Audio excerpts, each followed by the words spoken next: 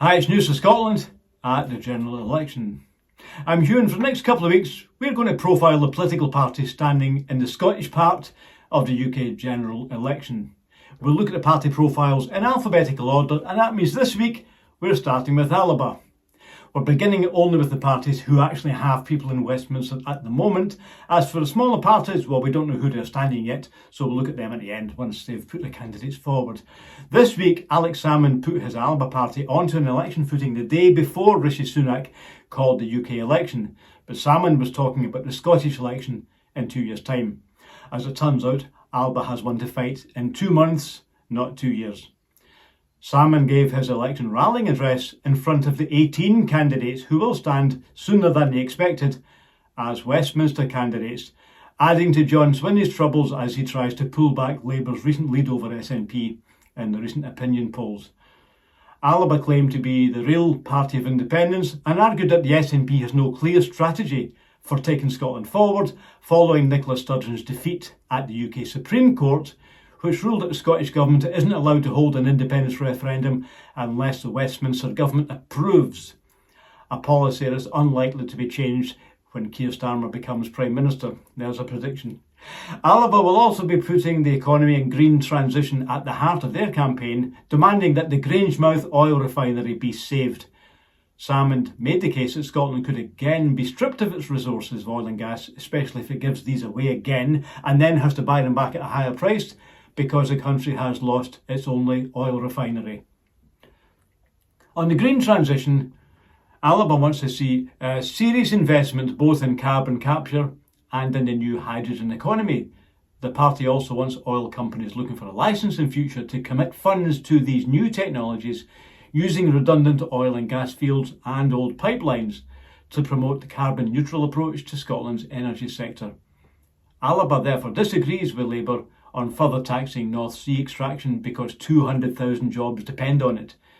Tying carbon investments to the new green energy systems is a way of transitioning to net zero, according to Alba, so saving all of those jobs. Now, what about Europe, EU or EFTA?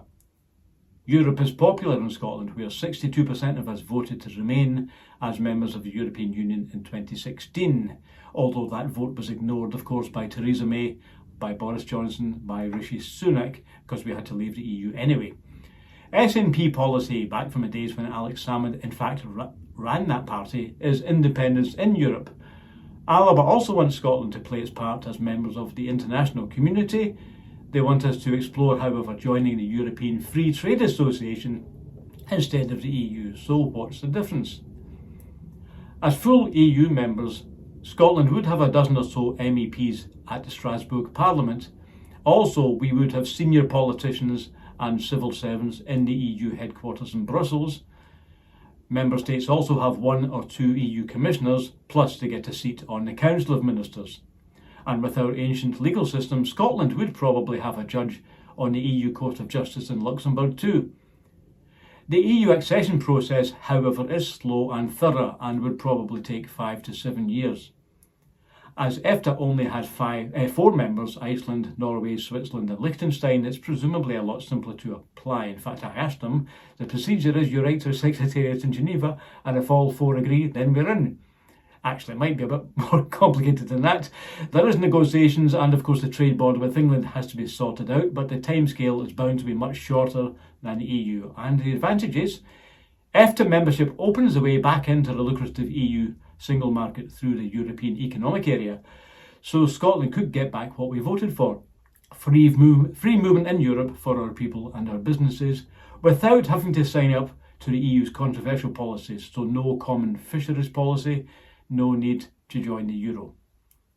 Alba also distances itself from the SNP on the issue of what Salmond refers to as a cul-de-sac of identity politics. Its only member of the Scottish Parliament, Ash Regan, actually resigned from the SNP because she felt that too much focus on trans rights meant that the rights of women and girls were being ignored.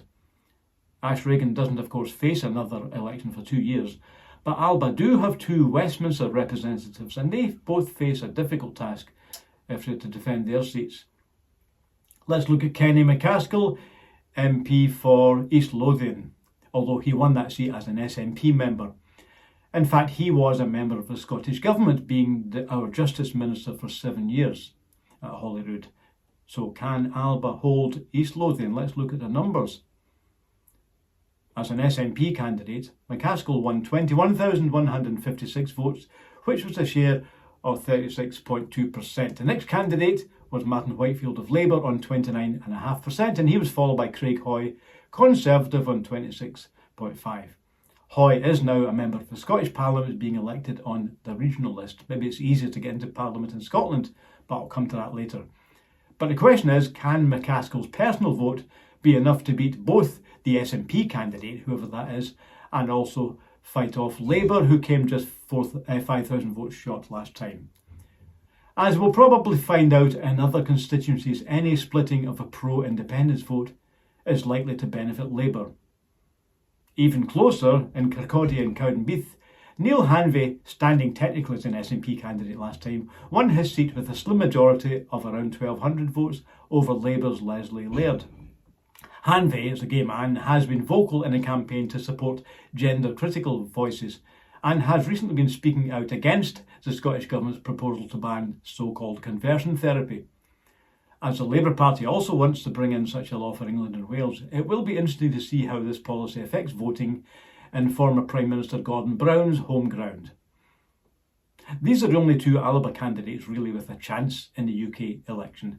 The voting system in Westminster, often called first past the post, tends to favour big parties, making it almost impossible for a new party to make any kind of breakthrough. That has only happened once in recent years, when Caroline Lucas of the England and Wales Green Party won and then defended Brighton. The Greens, however, have not been able to win anywhere else south of the border, and Lucas isn't standing again this time.